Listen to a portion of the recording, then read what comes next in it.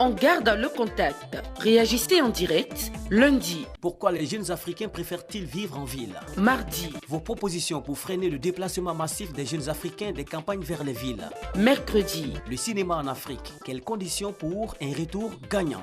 On garde le contact à Speechline 22 40 12 54. On garde le contact. Des nôtres, vous êtes sûr, on garde le contact en direct sur RTI2, la seconde chaîne de la radiodiffusion télévision ivoirienne. Hier, on a commencé le sujet concernant l'exode, surtout la fuite massive des bras valides et aussi de la jeunesse, surtout en contexte et en situation, en période de vacances, bien entendu. Alors aujourd'hui, on va évoquer les conséquences que cet exode-là peut créer et sans oublier d'esquisser quelques solutions. Et pour en parler, nous avons Edorcette Niamien, elle est avec nous, elle exerce dans la communication et aussi dans l'immobilier. Edorcette, bonjour. Bonjour Mohamed. Merci d'être des nôtres. La question vous intéresse à un niveau très important aussi, à un très bon niveau aussi. Tout à fait. Voilà. Même si vous êtes dans l'immobilier, que le trop plein de population peut constituer une clientèle pour vous. On aura l'occasion d'en parler tout de suite. Ismaël Diop, il est promoteur de festival ici en Côte d'Ivoire. C'est le festival des 18 montagnes. Vous gérez les 18 montagnes, un peu loin des 18 montagnes aussi. On n'a pas le choix si le système nous y oblige. C'est ça le problème. D'accord. Et pour vous, l'une des raisons, c'est le problème c'est le manque d'imagination des leaders locaux. Des élus locaux qui manquent d'imagination. En face de vous, nous avons Seydina Chérif Ahmed, le président de l'Institut des civilisations noires, défendre l'Afrique noire par la culture. Seydina, bonjour. Bonjour. Voilà. Aujourd'hui, on va s'intéresser aux conséquences que pourrait créer l'exode massif des bras valides et de la jeunesse des campagnes des villages vers les villes. Pour vous, c'est la campagne et le village, ces deux entités-là nourrissent la ville. Bien sûr, parce que tout ce qu'on consomme en ville ici vient des villages. Pour moi, en ce qui concerne les conséquences, ce que je peux dire qui est très important, c'est si tous les jeunes du village viennent en ville, qui va perpétuer la tradition? Parce qu'on se plaint souvent que nos vieillards meurent avec les savoirs, mais ils ne vont pas transmettre les savoirs, ils ne vont pas nous transmettre les savoirs par téléphone, ou bien par Bluetooth. Il faut qu'on soit à côté d'eux. Et puis les vieux aiment ceux qui sont fidèles à eux. C'est quand tu es fidèle à un vieux, que tu es toujours auprès de lui, que tu as ses secrets. Donc ça, c'est vraiment l'un des problèmes que cela peut engendrer, quoi. Mais on peut vous retourner la question de la façon suivante. Vous voulez tous, vous êtes en ville vous-même. Oui, bon, je suis en ville, comme on l'a dit, Diop l'a dit, et c'est effectif, c'est par rapport au système. Parce qu'on aimerait, moi, par exemple, mon ONG pourrait bien être installé dans un village si j'avais peut-être la possibilité tout de suite de toucher aux cibles. Est-ce que vous comprenez? Il est motivateur et coach de vie. Stéphane Nadou, on commence à s'y habituer maintenant. Stéphane, bonjour. Bonjour, moi-même. Voilà, hier, vous avez fait une brillante intervention concernant les raisons qui poussent la jeunesse et aussi les bras valides à quitter les campagnes et les villages pour la ville. Il y a d'autres raisons qui se sont ajoutées à cela d'hier à aujourd'hui. Donc, ce sont les mêmes. Ce sont les principales qu'il faut évoquer sur le plateau. Et donc, on a parlé de manque de créativité des élus locaux, mais des personnes elles-mêmes, parce qu'on n'a pas besoin d'aller en ville pour pouvoir s'amuser ou réaliser son rêve. C'est possible si on sait faire fonctionner son cerveau. On a parlé aussi de paupérisation des villes. Justement, si on veut se distraire, on n'a pas besoin... S'il n'y en a pas des infrastructures sur place, on est obligé de sortir, d'aller en ville. Et pour dire qu'il n'y a pas le feu aux poudres, comme c'est juste pour les vacances, bon, on pourra revenir un peu pour tranquilliser Seydina juste après pour pouvoir aider les parents à perpétuer la tradition. D'accord. Vous pouvez intervenir et réagir au sujet sur la toile. L'on vous donne la première réaction. Roi Salomon, il s'agit de personnes qui ont continué le débat hier nuit, très tard dans la nuit. Il est sur notre profil Facebook, la page officielle facebook.com/on garde le contact. Il dit ceci: les jeunes préfèrent la ville parce qu'ils pensent que c'est l'Eldorado. En effet, c'est le constat qui est fait de nos jours. Il serait nécessaire que nos politiques africains favorisent la décentralisation afin que les jeunes Africains que nous sommes ayons la possibilité de nous épanouir aussi bien dans nos villages que dans nos villes. Parlant de décentralisation, il y a des efforts qui sont faits. Hein. Il y a des villes de l'intérieur qui ne manquent pas d'attrait aujourd'hui, qui ne manquent pas d'infrastructures, mais qui restent malheureusement vides. Je m'adresse à Diop. C'est vrai, il y a beaucoup d'efforts qui ont été faits, même dans le système de gestion. Aujourd'hui, on va passer au district, trois régions seront un district. Donc, c'est un système de décentralisation. Mais ça ne suffit pas. C'est pourquoi j'ai dit c'est le manque d'imagination des élus locaux. Parce que si tu es le district, par exemple, des montagnes, et que tu t'assois, que tu bénéficies d'un budget de l'État, le budget de l'État ne peut pas suffire pour toi, pour développer ta région. Ton travail, c'est d'aller vers des partenaires extérieurs, de ta propre poche. Parce que c'est ça aussi. De ta propre poche, tu peux aller trouver des partenaires à l'extérieur pour financer des actions dans ta région. Il ne faut pas attendre seulement le petit budget de l'État que tu reçois chaque année. Tu t'assois dessus et tu penses qu'avec ça, tu pourras développer des choses pour les jeunes. Ce n'est pas possible. C'est vous qui avez soulevé la question suivante ici, la semaine dernière. Des hôpitaux, des centres de santé restent vides dans les villages ou encore dans les villes de l'intérieur. Alors que les efforts sont faits, on crée des centres de santé, mais le médecin ou l'infirmier préfère exercer en ville, par exemple. Et ça aussi, c'est un autre débat. Hein. On peut rentrer dedans, parce qu'il y a les centres de santé dans les villages, on sait comment ça fonctionne. Les médecins qui viennent, même, ils viennent sans volonté. Ça, c'est un. De deux, il est une fois sur deux à l'hôpital. Il y a trop de problèmes. Ça, c'est un autre sujet sur la board. On va aller à fond dedans. Omar Bilo Kanté, il est sur la toile et dit ceci: quand le village n'offre pas d'opportunités à la jeunesse, elle se retrouve en ville pour d'autres opportunités. Les villes de nos jours sont faites de sorte que ce sont elles qui accueillent, parce que toutes les infrastructures, les emplois, le monde rural est presque sans encadrement dans nos pays africains. Moi, personnellement, j'aime vivre au village car l'air y est pur qu'Abidjan. Pas de nuisances sonores, les fruits et légumes sont naturels et frais. Cependant, il faut déplorer les difficultés des gens à y faire fortune. Et donc, vous n'avez pas participé hier à ce point du débat.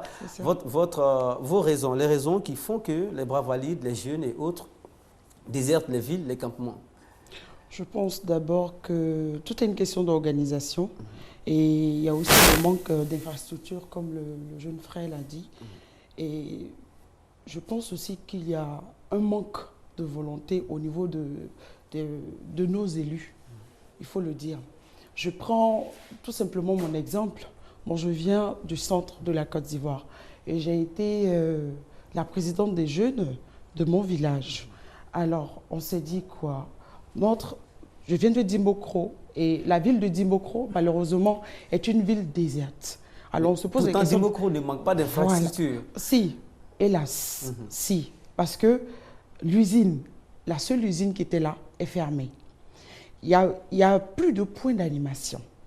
Les jeunes, parce que quand on est jeune, on a forcément besoin. Animation, quand on parle d'animation, on parle d'activité culturelle. Quand on parle d'animation, on parle d'activité culturelle. Et on sait très souvent que dans les mairies, il y a des budgets qui sont votés pour la culture. Parce que ce que les gens doivent comprendre, c'est que la culture rassemble. La culture, c'est l'occasion de créer le rassemblement. Et quand on crée les rassemblements, les idées naissent. Après les idées, on élabore les projets et après, on les développe. Et quand on développe, ça développe en même temps notre cité. Malheureusement, on ne met pas le point sur la culture. Alors que, pour moi, pour ma part, la culture peut contribuer aisément à freiner l'exode rural. En plus de la culture, si véritablement on s'organise avec la volonté. Parce que je prends l'exemple. À l'époque, nos parents, ils travaillaient avec la main. Aujourd'hui, les jeunes qui veulent prendre le relais, les travaux champêtres étant tellement durs, ils ont besoin qu'on modernise l'agriculture. Plus on modernise l'agriculture, les rendements sont forts. Alors, avec ces rendements, je pense qu'ils n'auront même pas à envier aux jeunes qui sont en ville. Alors, ce sont des points essentiels. Et si les jeunes, il y a cette volonté manifeste de vouloir se mettre ensemble pour élaborer des projets, pour mettre ensemble, pour je veux dire, créer des activités et que ces jeunes sont soutenus par des élus, normalement, il n'y a pas de problème. Maintenant, à côté de cette organisation, il faut forcément un suivi et il faut aussi la volonté. Je prends par exemple des jeunes qui se sont mis en coopérative. Ils sont au nombre de 10. Ils ont décidé de faire une rizière. Ils sont au nombre de 10. Alors, quand ils finissent, à la fin, ils vendent le riz et ils n'ont rien à envier à ceux qui sont en ville. Pendant les vacances, quand les jeunes viennent, les jeunes de la ville vont au village, mais ce sont eux les maîtres. Parce qu'ils ont fini leur récolte, ils ont de l'argent et ils sont très à l'aise. Donc, je veux dire, tout est une question d'organisation, de suivi et de volonté manifeste. Est-ce le point de vue de Stéphane? Stéphane, alors moi, je vais juste mettre la cerise sur le gâteau. Et puis essayer de circonscrire mon intervention sur les vacances, puisqu'il s'agit des vacances.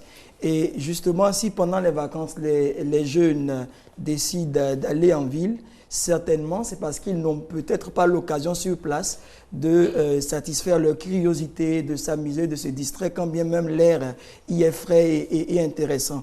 Et moi, ce que je peux dire, c'est que, pour aborder dans le sens d'Ismaël, vous savez, le pessimiste voit dans la difficulté toujours dans l'opportunité, pardon, une difficulté.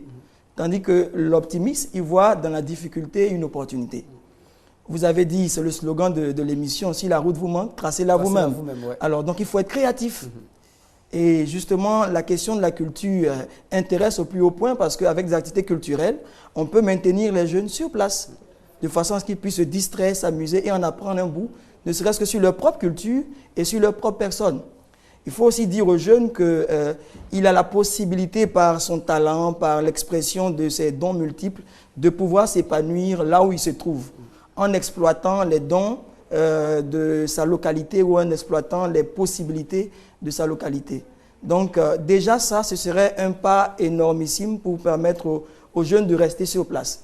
Parce que c'est quand on n'a pas ce qu'on veut sur place qu'on va le chercher ailleurs. D'accord. On vous rappelle que vous pouvez nous interrompre à chaque instant et réagir au sujet. Pourquoi est-ce que les jeunes sortent des villages, des campagnes pour la ville, surtout en période de vacances? Dès que les examens sont terminés, dès qu'on a le résultat, en tout cas on fait le bagage et on est parti pour la ville. Et tous ceux qui sont en ville savent à quoi viennent s'exposer toute cette masse-là. Et aujourd'hui, on va chercher ensemble les solutions. Qu'est-ce qu'il faut faire concrètement pour que les jeunes puissent se sentir à l'aise partout là où ils se trouvent. Surtout qu'aujourd'hui, avec Internet et les avancées dans les TIC, on peut vraiment vivre tout en étant loin de certains points d'attraction. Voilà. Ismaël Diop, conséquences avant de passer au sujet du jour, qu'est-ce que ça peut créer comme conséquences à court, moyen et long terme? Déjà, la première conséquence, ça crée une jeunesse très fragilisée et influençable. Et c'est dans ce type de caractère que plein de choses arrivent, comme la drogue, l'alcool, le banditisme, tout ça. Parce que ces jeunes-là, ils sont loin de leur base. Parce qu'être dans sa base, déjà, ça rassure. Et il y a toujours des personnes, tu vois, comme on dit en Afrique, que l'éducation d'un enfant se fait par toute la société. Et quand tu es dans ta base, ton éducation est faite par toute ta société. Du coup, il y a toujours des gens pour essayer de te redresser, de te rattraper, tu vois. Mais quand tu quittes ta base et que tu es dans une zone comme des grandes villes comme Abidjan, tu deviens fragile. Tu es exposé à tous les dangers. C'est là que tu vois, il y a des enfants qui se donnent à la drogue parce qu'ils se font influencer par des amis. Ça donne à l'alcool. Et ils vont plus loin.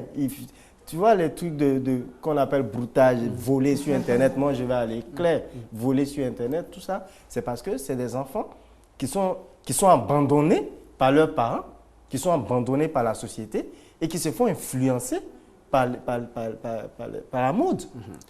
On va transiter par Seydina Chérif Ahmed. Seydina Chérif Ahmed. Ok, bon, pour ma part, moi je vois d'abord, comment on appelle ça, dépravation des mœurs, c'est-à-dire qu'on va commencer à perdre nos traditions, auxquelles moi je tiens beaucoup, parce que s'il n'y a plus de jeunes au village, C'est-à-dire que les vieillards ne pourront plus cultiver. C'est-à-dire que le village est exposé à la famine. Hein. Le village est exposé à la famine, à la pauvreté et autres. Le village même est exposé à un jour à ne plus exister. Parce que ce sont les traditions qui font les villages. Les traditions doivent être perpétuées par les jeunes. Alors, si les jeunes ne sont plus là, je pense que les villages ne vont plus exister. Et à grande échelle, le pays importe tout ce qu'il peut produire. Voilà, justement, parce que moi je vois le problème entre l'Afrique et l'Occident. C'est-à-dire que moi je ne vois pas le problème village-ville. Hein. Je vois le problème, les jeunes quittent l'Afrique pour aller en Occident. C'est comme ça que moi je vois la chose. D'accord. Et à grande échelle aussi, la fuite des cerveaux, de l'Afrique ici. La crise de logement. Voilà, on voit là où ça a mené le continent. On ne pourra jamais se développer. Tout à l'heure, la grande sœur disait qu'elle a parlé de la culture qui va beaucoup vraiment intéresser. C'est-à-dire que c'est la culture, parce qu'ici en Afrique, on a la chance que chaque ethnie est une culture. Chaque ethnie représente déjà une culture, une entité bien propre. Est-ce que vous comprenez? Et pourtant, c'est l'ensemble de ces cultures-là qui peut nous permettre de nous développer. Elle parlait tout à l'heure de Demokro. Demokro, je connais un peu Demokro parce que moi aussi je suis né vers Mayakro. Mais je pense que la région de Demokro à l'époque, il y avait une usine là-bas, Itexi, bien quoi. Itexi, qui vraiment faisait de telle sorte que Demokro était une ville que tout le monde aimait. Alpha Blondy vient de Demokro. Enskofi, Askis Delta. Demokro vraiment a donné beaucoup quand même à la Côte d'Ivoire. Mais malheureusement aujourd'hui, on n'en parle même plus. C'est une ville morte. Pourquoi? Voici la question qui est posée. Ok, la question est posée. On aura l'occasion d'amener des solutions progressives aujourd'hui. Edorset, vous voulez réagir? Oui, c'est pour dire que, tout simplement pour résumer ce que le frère a dit, l'oisiveté est la mère de tous les vices. Aujourd'hui, malheureusement, je me rappelle très bien quand j'étais petite, quand on partait au village. Vous n'êtes pas vieille. Non, je veux dire. Et vraiment, je veux dire, c'est avec fierté que je dis que j'ai vécu au village. Je me rappelle à cette époque, quand les jeunes venaient, on donnait des ignames pour qu'ils viennent en ville pour nourrir la famille ici. Aujourd'hui, malheureusement, ce sont les parents au village qui sont vieux, qui sont obligés d'appeler pour dire on manque de riz. Ça, c'est un tic. À l'époque, c'était eux qui nous nourrissaient de par les travaux. Aujourd'hui, ils sont vieux, ils ne peuvent plus rien. Et c'est nous qui sommes obligés d'importer de la nourriture pour leur envoyer. Alors que il y a une main active en Côte d'Ivoire, à Abidjan, qui est passive malheureusement. Qui aurait pu être productive là-bas.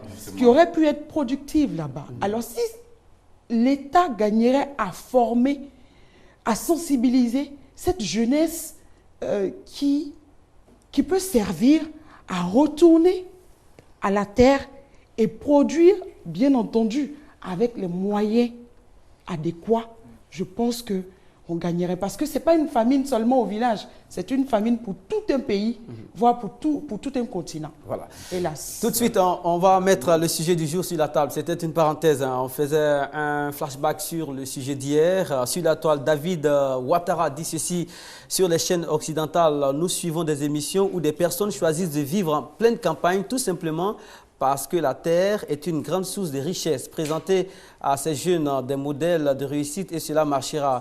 On dit que l'ignorance est la mère des mots. Ils ne savent pas qu'en restant au village, ils peuvent réussir, qu'ils aient une vraie politique d'accompagnement, qu'on arrête les discours. Merci beaucoup. Si Stéphane n'a rien à ajouter, nous passons de l'autre côté dans la seconde moitié de l'émission pour nous intéresser au sujet du jour. Comment freiner cet exode-là? Voilà. Quelles sont vos propositions et vos solutions? Aucune proposition n'est idiote, hein. Aucune solution n'est petite. Toutes les solutions peuvent nous permettre d'aller de l'avant. On se revoit tout de suite. Le face-à-face va certainement commencer tout de suite. Les journalistes aiment écrire, rectifier, réécrire. Si vous plaignez de moi, ça veut dire que vous plaignez du Seigneur qui m'a amené. Lewis Parker qui est à la fois animateur et certainement en ligne avec nous. Claire, bonjour. Sur Mars et Jupiter, ils ne savent même pas quel est le nom de leur nom. On peut même dire ici en Côte d'Ivoire, même on ne révèle pas tout. L'État brut, il a essayé parce que... Il n'y a pas quelque chose aussi, on a traversé 10 ans où c'était chaud. On garde le contact. Réagissez en direct lundi. Pourquoi les jeunes Africains préfèrent-ils vivre en ville? Mardi. Vos propositions pour freiner le déplacement massif des jeunes Africains des campagnes vers les villes. Mercredi. Le cinéma en Afrique. Quelles conditions pour un retour gagnant? On garde le contact à Speechline 22 40 12 54. On garde le contact.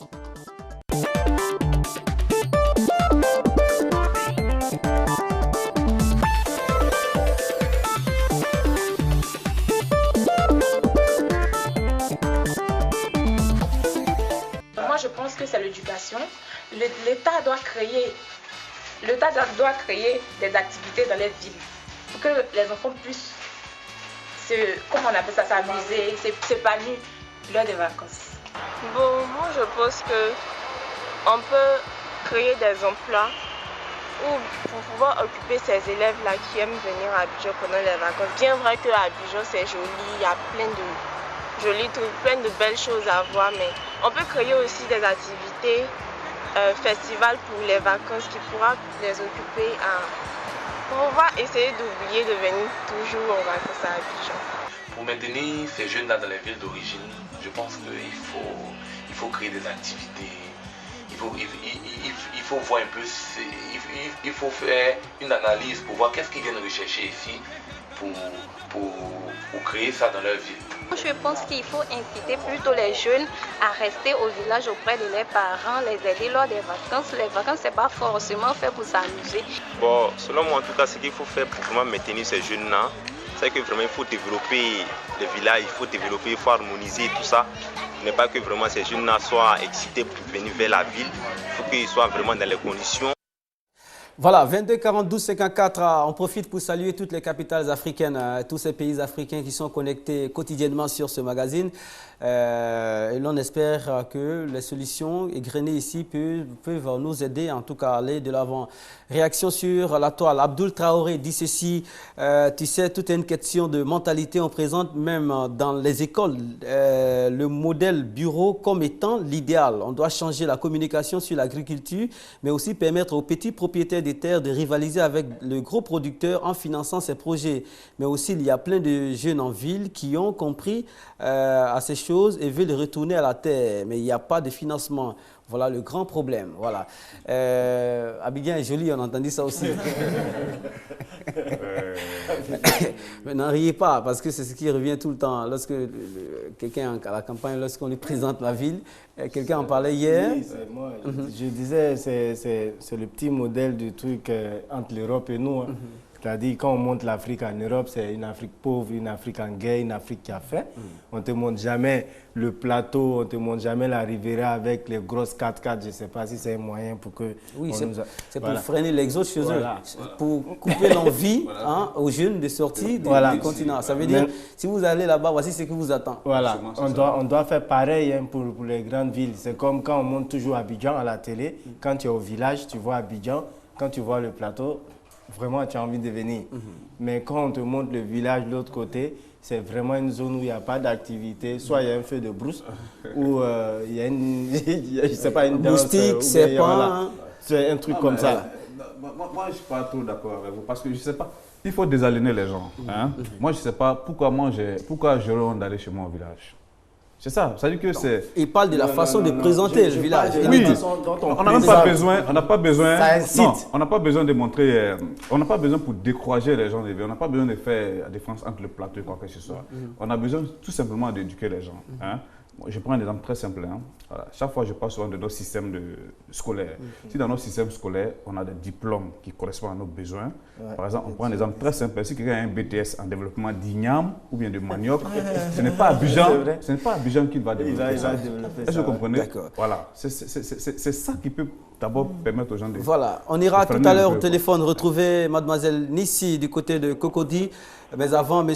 Magloire Diablé est sur la toile. Pour lui, il faut améliorer les conditions d'être, de vie de tout un chacun, que ce soit en ville qu'au village. Sinon, l'exode va continuer. Mademoiselle Nissi doit être en direct avec nous. Bonjour. Bonjour, comment vous allez? Merci. Bon, le plateau se porte très bien. On est très heureux de vous avoir avec nous.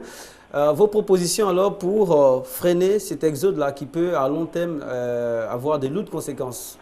Peut-être que moi, je vais aller un peu en contre-courant de ce que vous dites, parce que moi, je trouve que ce n'est pas forcément une mauvaise chose que pendant les vacances, des personnes quittent l'endroit où ils sont régulièrement, c'est-à-dire en l'occurrence le village, pour venir à Abidjan, s'imprégner de nouvelles idées, s'imprégner de ce qui se passe aussi ailleurs, et ça pourrait permettre à eux, de retour chez eux, à la rentrée scolaire, de s'inspirer de ce qu'ils ont vu pendant les vacances et pour avoir de nouvelles idées, comme je l'avais dit. D'accord. Vous ne quittez pas ici. Stéphane Nadeau souhaiterait s'entretenir avec vous. Oui, tout à fait. Alors, en fait, nous ne disons pas que c'est une mauvaise chose que d'aller pendant les vacances sur Abidjan.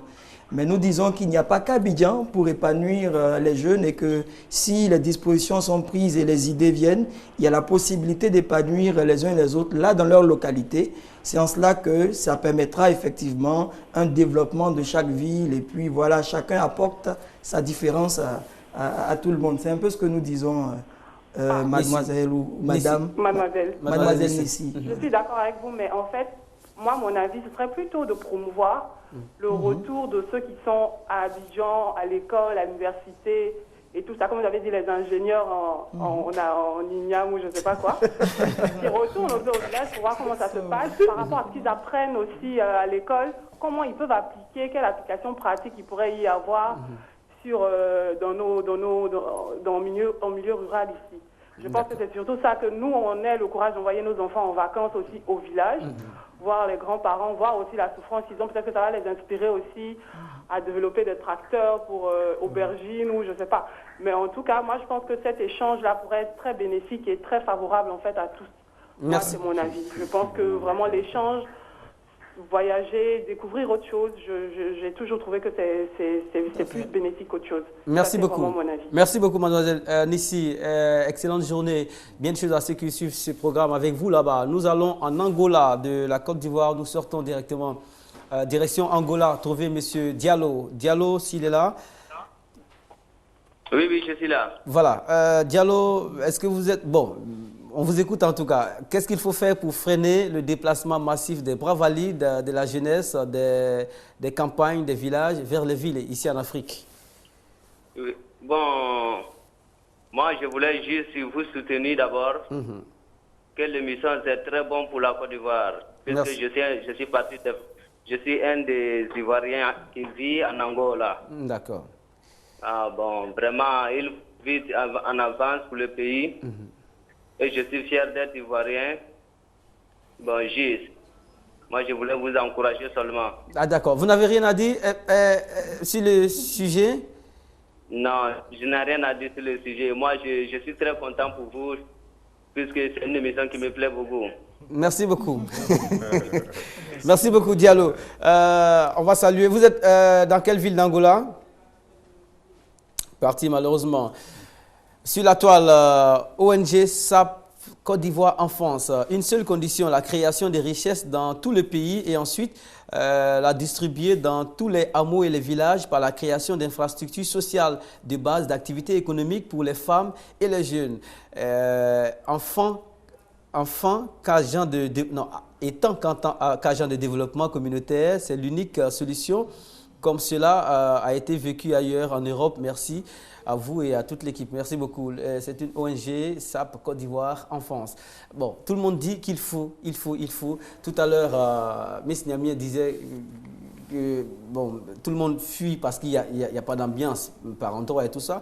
Mais je veux dire, l'État, c'est vous, c'est nous aussi.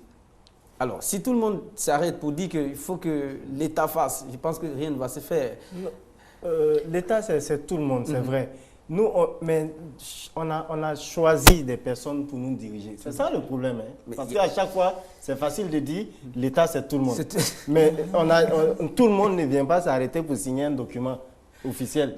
Donc, nous, on a décidé, en tant qu'État, on a décidé de choisir des personnes pour dire c'est vous qui allez parler à notre place. Maintenant, ces personnes-là, à chaque fois, tu leur envoies un projet pour que ça se développe dans ta région. Ces personnes-là ne sont pas, je ne sais pas, ils ne sont pas réceptifs, ils ne sont pas motivés. Soit ils trouvent que ton projet il est trop grand pour la région, ce qui, moi, me tue. Parce que je ne peux pas comprendre comment un projet peut être trop grand pour une région. Soit ils ne sont pas trop prêts pour ce genre de projet. Pourtant, dans le projet, tu as expliqué comment il faut exécuter, quel est le bénéfice pour la région et pour les populations. Vous suivez, on garde le contact sur RTI2, mise en ondes et réalisation. Fatou Koulibaly et toute une grande équipe de télé qui travaille à ses côtés. Nous allons à Lakota. Le sujet, vous le connaissez, comment freiner l'exode rural. Monsieur Biaka est à Lakota. Biaka, bonjour. Oui, bonjour monsieur. Merci d'être avec nous. Vous êtes de passage à Lakota ou est-ce que vous résidez à Lakota? Je suis heureusement résident à Lakota. Je ne vis pas de l'agriculture, mais je vis à Lakota. Vous vivez à Lakota? Oui. Alors, des clés pour freiner l'exode? Je crois qu'il n'y a pas de sensibilisation et il n'y a pas de soutien pour les activités du monde agricole. Je crois que c'est là que réside le problème. Les jeunes ont la volonté de faire un retour à la terre. Moi qui vous parle, je suis spécialiste du monde de l'élevage. Mais depuis 1996, je suis à Lakota. Je ne bénéficie d'aucun soutien. Je mène mes activités avec les moyens de bord. Pourtant, on voit à partir de petits écrans, on nous dit qu'on nous envoie des soutiens, on nous envoie de l'argent, mais ça ne sert pas à la jeunesse qui se trouve dans le monde rural, dans la zone, en fait, dans l'intérieur du pays. Alors donc, moi, je pense que la volonté n'est pas au niveau des jeunes. Les jeunes ont la volonté de faire le retour à la terre. Mais il n'y a pas de mesure d'accompagnement. Vous voyez, tout ce que vous êtes en train de dire, c'est bien beau. Mais après cette émission, paf, on met un trait et c'est fini. Non, non, on ne mettra pas un trait. Si la toile, ça continue. L'émanation d'un pays, tout est basé sur l'industrialisation, sur l'agriculture. C'est ce qui fait notre force en Côte d'Ivoire. Mais malheureusement, il n'y a aucune politique de mise en place de moyens qui est faite. Alors donc, nous sommes sur le carreau. Moi, je prends plaisir à vous écouter, mais je coupe des larmes. Vous ne me voyez pas à travers le petit écran. Parce que depuis 1996, imaginez-vous, un père d'enfant, un père de famille, j'ai un diplôme, je suis assis, je ne travaille pas. Vous voyez, ça fait très mal. C'est écœurant. Et vous voyez, je suis obligé de descendre sur Abidjan, faire des petits travaux, des ménages par-ci, par-là pour pouvoir nourrir ma famille. Pourtant, j'ai une connaissance qui est à moi, qu'on ne peut pas m'enlever. Mais je ne vis pas de ce métier que j'ai appris. Vous voyez, ça fait très mal. Donc, j'aimerais que le gouvernement essaie de créer des structures d'encadrement, que cela ne soit pas fait sur les papiers, mais que ça soit fait dans le concret. C'est-à-dire mettre les moyens à disposition des jeunes et les encadrer et aussi permettre à ces jeunes de former d'autres jeunes. Parce qu'à ce que je sache, il n'y a même plus de place à la fonction publique. Vous comprenez? Alors donc, j'aimerais que le gouvernement essaie de voir. Il n'y a pas que le gouvernement ivoirien que nous intéressons, mais c'est à travers toute l'Afrique. Il faut faire comme les autres pays qui sont de l'autre côté. Alors donc, moi, j'aimerais vraiment vous encourager par rapport à ce que vous faites et vous dire merci de poursuivre et que cela ne s'arrête pas à cette émission que nous suivons aujourd'hui, mais que cela soit perpétué. D'accord. Merci beaucoup. Bien de choses à ceux qui nous suivent depuis Lakota. Cette émission est la vôtre, c'est l'afro-optimisme. Parfois, on prend des sujets pays par pays, mais les sujets généralement concernent l'Afrique et son développement. On va prendre Mademoiselle Zadi tout de suite à Cocody. Le constat, c'est que ceux qui appellent de Cocody généralement disent non, c'est pas mal de voyager. C'est vrai qu'ils le disent, mais ils demandent en même temps que ceux qui sont en ville viennent au village. Mais elle n'a encore rien dit, il ne faut pas qu'on l'utilise. On va parler, puis on va voir. Mademoiselle Zadi, bonjour. Bonjour, monsieur. On vous accueille en fanfare déjà. Bon.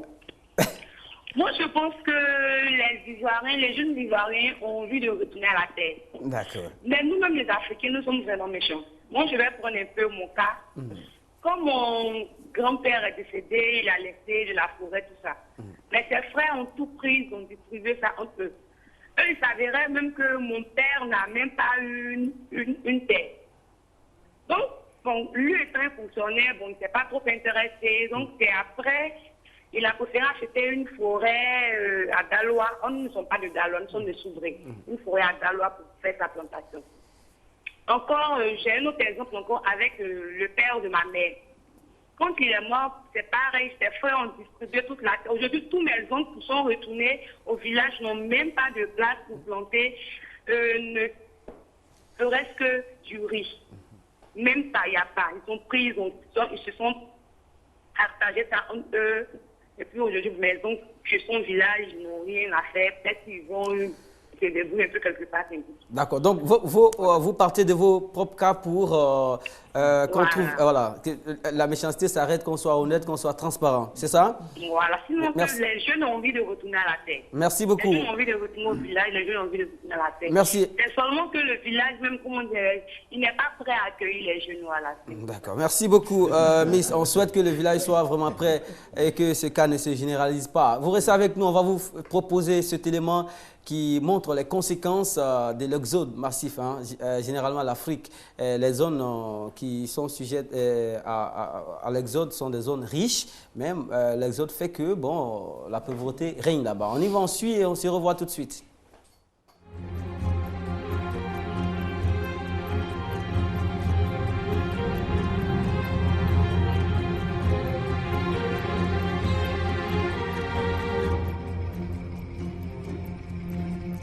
Depuis 1950, la population mondiale a presque triplé. Et depuis 1950, nous avons davantage modifié notre île, la Terre, que pendant nos 200 000 ans d'histoire. Le Nigeria est le premier pays exportateur de pétrole du continent africain. Pourtant, 70% de la population vit sous le seuil de pauvreté.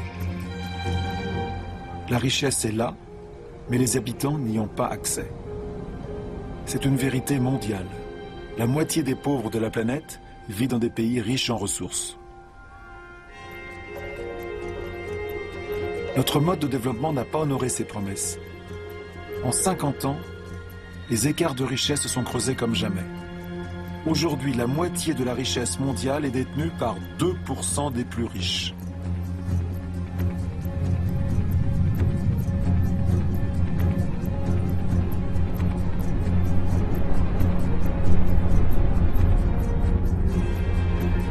De telles disparités peuvent-elles encore durer? Ce sont ces disparités qui provoquent des mouvements de population dont nous n'avons pas vraiment pris conscience. La ville de Lagos comptait moins de 700 000 habitants en 1960 et elle en comptera 16 millions en 2025. Lagos est l'une des mégapoles qui croît le plus vite au monde. Ces nouveaux citadins sont principalement des paysans, contraints de fuir les campagnes à cause des difficultés économiques, de la démographie et de la disparition des ressources. Cette croissance urbaine est tout à fait nouvelle, car elle a pour moteur la pauvreté et non la richesse.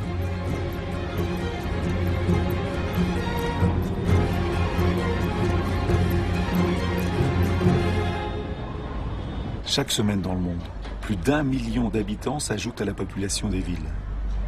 Chaque semaine. Un être humain sur 6 vit aujourd'hui dans un habitat précaire, insalubre, surpeuplé, sans accès aux installations nécessaires à la vie courante, eau, toilettes, électricité.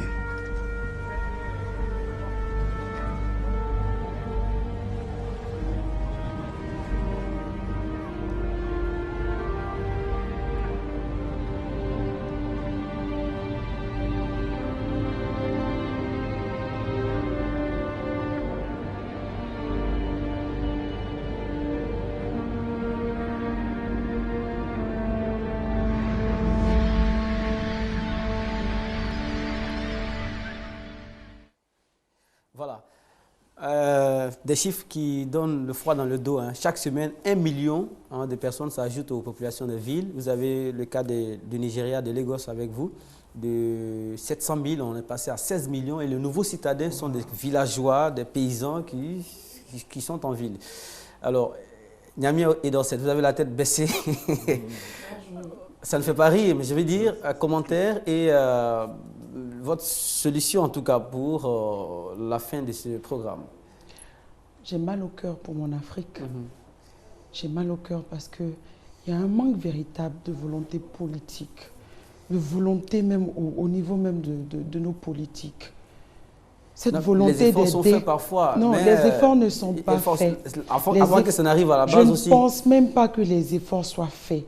Parce que, comme mon frère l'a dit tout à l'heure, une fois on vous choisit à la tête, vous devez penser au bien-être social et moral de la population. Alors moi, je ne peux pas concevoir qu'on puisse cautionner cette situation. D'accord. Bah, pour alors freiner et endiguer les déplacements des bras valides, des jeunes, qu'est-ce qu'il faut faire concrètement là maintenant? Il faut une sensibilisation et aussi des moyens pour accompagner cette sensibilisation. Et pour créer le rassemblement, je ne me lasse pas de dire la culture peut être une bonne solution pour créer le rassemblement. Ismaël Diop, parce qu'on est à quelques minutes de la fin du programme. Il faut savoir que tout compte fait, ces grands mouvements vers les villes contribuent à apporter la misère dans les grandes villes. Donc, et je pense que les solutions, elles existaient. Parce que je me souviens quand on était très jeune, on a grandi à Mans. Je me souviens qu'il y avait une usine qui s'appelait Unicafé. Je me souviens que dans chaque ville, il y avait des centres culturels. Je me souviens que dans chaque ville, pendant les vacances, les enfants ils faisaient des petits métiers dans leur ville pour pouvoir payer leur scolarité. Je pense qu'on ne demande pas de construire des immeubles dans nos villages ou de mettre des câbles Internet dernière génération. Ce n'est pas ce qu'on demande. On demande de s'arranger de telle sorte qu'il y ait le minimum pour ces jeunes-là pour pouvoir s'épanouir. Comme on disait la dernière fois... Mais une chose aux élus, une chose aussi aux populations, parce que depuis, on est dans le sens, on tisse les élus. Est-ce que les populations aussi arrivent à entretenir, à donner envie C'est parce que les populations, souvent, ils manquent d'idées que vous aviez, en tant qu'élu, vous avez réussi à les convaincre que vous serez leur porte-parole et que vous avez beaucoup d'imagination pour qu'eux, ils vivent bien. C'est pourquoi ils vous ont voté. C'est ce qu'il faut se dire. C'est pourquoi toujours on les accuse. Bon, en dehors de tout ça, moi je pense qu'à partir de maintenant, il faudrait qu'on crée des écoles dans nos villages, des écoles qui sont adaptées à ce qu'on doit faire au village. Par exemple, des écoles d'agronomie, d'hydraulique. En fait, des écoles du besoin. Mais je veux dire aussi que par moment, on voit des convois en direction des villages. Il y a des semaines culturelles dans les villages. Ça se fait toujours. Mais les semaines culturelles ne développent pas. C'est-à-dire que pour parler de développement, qui tombe même dans l'affaire de danse et autres, là, ça ne peut pas développer. Comme je le dis, ça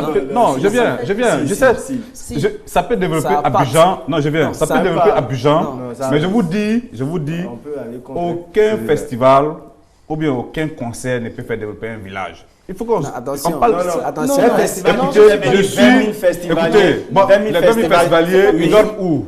Ils dorment à l'hôtel. Mais il n'y a pas d'hôtel au village. Mais c'est ce qui fait que les infrastructures se développent. C'est pour ça que je dis, il faut une dictature culturelle. Une dictature culturelle, je m'explique. Je m'explique par une dictature culturelle.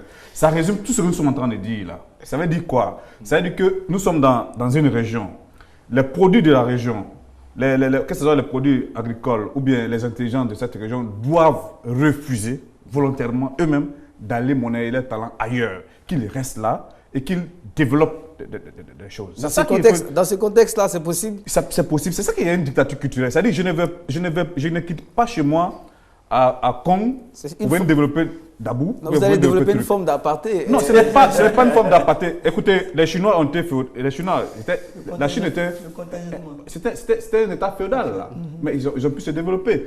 C'est-à-dire qu'il y a un moment où on peut laisser les gens sortir. Le nombre, ça peut fonctionner avec certains. Voyez le nombre. Ça peut fonctionner. Les Chinois sont restés eux-mêmes d'abord. La Chine ils sont restés eux-mêmes d'abord. Écoutez, quand on reste chez soi, on découvre ses besoins et on découvre ses réalités. Et c'est donc qu'on a besoin, qu'on n'a pas sur place, on sort pour aller chercher. Mais quand on ne reste pas chez soi, on est conscient de rien.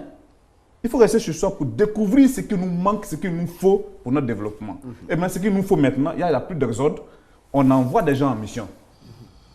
On envoie des gens en mission pour acquérir cela et ils reviennent. C'est comme ça qu'on développe. C'est ce que j'appelle la dictature culturelle. Vous finissez par sortir quand même. Non, mais attendez, non.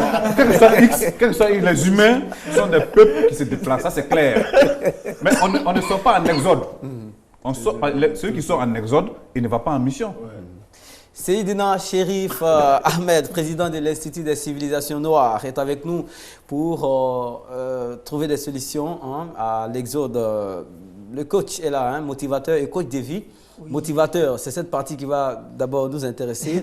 Motiver les uns et les autres à créer des choses chez eux-mêmes.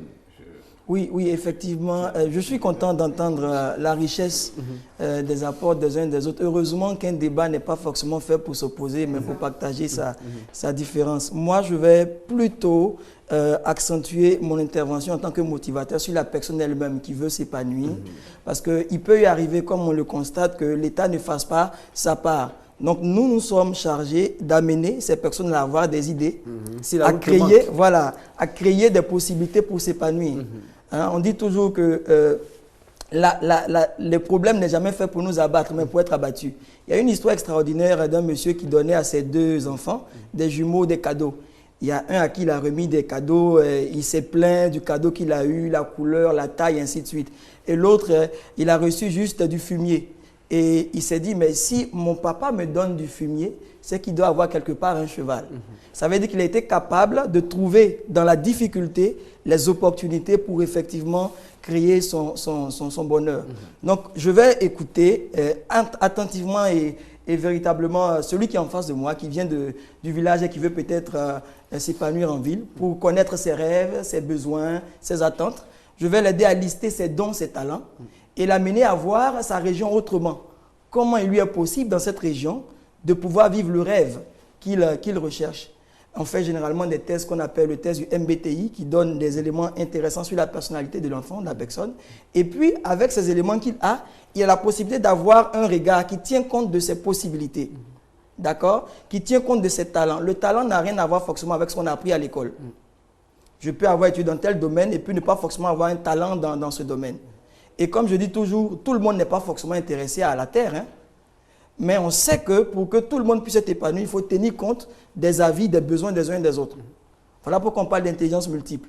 Donc, généralement, quand on dit que les jeunes veulent retourner à la terre, ce n'est pas évident. Ce n'est pas tout le monde qui veut retourner à la terre. Mais il y a des personnes qui ont des talents, qui ont des dons, qui peuvent retourner à la terre, comme le disait Sedina, être des personnes par qui on apportera la beauté de l'agriculture, la réussite. Le père de la nation, son temps, disait le succès de ce pays repose sur l'agriculture. C'est pourquoi à l'INSET, aujourd'hui, il y a des cours d'agronomie, et ainsi de suite. Mais ils sont très peu qui sont orientés dans ce domaine. Donc, on reviendra encore aux médias, c'est-à-dire à présenter l'importance et l'intérêt de suivre de telles formations. Parce que celui qui va aller là-bas, quand il sait que c'est pour finir dans une situation où il ne sera pas possible véritablement d'explorer ou d'exploiter son art, il n'ira pas. Donc on parle de diplôme d'IGNIA, mais s'il ne sait pas qu'il peut par lui-même créer des opportunités ou bien qu'il n'a peut-être pas un accompagnement au niveau de l'État, il n'ira pas. Donc ça, c'est le travail des médias, c'est le travail de l'éducation, de la formation. Mais comme je dis, je veux plus m'accentuer sur la personne. On n'a pas tous les mêmes rêves. Et donc, il va s'agir de déceler ses dons, ses talents. Et puis lui dire, mais tu peux y arriver, c'est possible. Voici comment tu vas le faire, voici comment tu vas te conditionner, te paramétrer pour entrer dans cette réalité dynamisante et intéressante. D'accord, merci beaucoup Stéphane Nadeau, motivateur et coach de vie. Emilia Queen, elle est en ligne, urbaniser nos villages, pas avec les facteurs polluants, mais avec les facteurs éducatifs. Difficile d'étaler le contenu de ma pensée, elle est si large et profonde en solution. Bon, voilà, quelqu'un lui dit, songez à l'enseigner. D'accord, je pense qu'on a fait le tour et nous espérons que Madame, Messieurs, vous avez pris de bonnes notes et que le débat continuera en tout cas sur la toile comme vous le faites tout le temps. Nous sommes vraiment riches de vos expériences et notre Emenia et dans cette Niamien. Voilà, l'actualité avec vous, c'est actuellement vous êtes en vacances, en activité? Je suis toujours en activité au niveau de la communication avec le film. Et si Dieu n'existait pas, nous avons lancé notre caravane baptisée Babiou Tour 2013. D'accord, bonnes vacances. Il y a de l'attrait. Sans oublier les projets immobiliers. Merci beaucoup. Merci à vous. Je vais donner juste une citation sur laquelle on pourrait tous méditer à la fin de cette émission. Impossible n'est pas un endroit pour s'arrêter. Impossible est un endroit pour continuer. Voilà. Merci beaucoup. Et comme nous, on le dit si bien ici également, quand la route vous manque, tracez-la vous-même. N'attendez surtout pas. Demain, vous avez rendez-vous avec l'équipe du mercredi. On parlera de culture, on parlera de cinéma. Quelles conditions pour que le cinéma africain fasse un retour gagnant? Parce que vous le remarquez, les films nigérians, les films burkinabés, en tout cas, commencent à faire surface et à prendre de l'allure. Alors, qu'est-ce qu'il faut faire pour que cette offensive soit généralisée et que le cinéma africain se porte bien? Alors, vous savez, l'Afrique est riche, vous, Ismaël Diop. Hein? Si on met le turbo, je pense qu'on pourrait atteindre un certain niveau. C'est clair, c'est clair. On pourrait atteindre même le plus haut niveau. Et en tant qu'État moderne, on n'a que 50 ans, mais on n'est pas aussi loin des autres qu'on pourrait le faire croire. Voilà. Et puis bon, par rapport au cinéma, je voulais donner un peu mon avis. Il faut arrêter de mettre les telenovelas, les films brésiliens. Il faut mettre les films africains à la place. Attention, ça. D'accord. Alors, merci beaucoup. On a rendez-vous demain à partir de 13h15 en temps universel avec la même équipe de réalisation et aussi tous les techniciens qui ont bossé sur ce magazine. En tout cas, chapeau les gars. On se quitte tout en espérant que les choses vont changer autour de vous. L'afro-optimisme, c'est notre affaire sur ce magazine. Au revoir. Il faut persévérer, ne jamais baisser les bras, toujours travailler, aller droit au but, ne pas écouter les ragots, aller toujours plus haut, gagner son pain. Dans le travail, il faut persévérer, ne jamais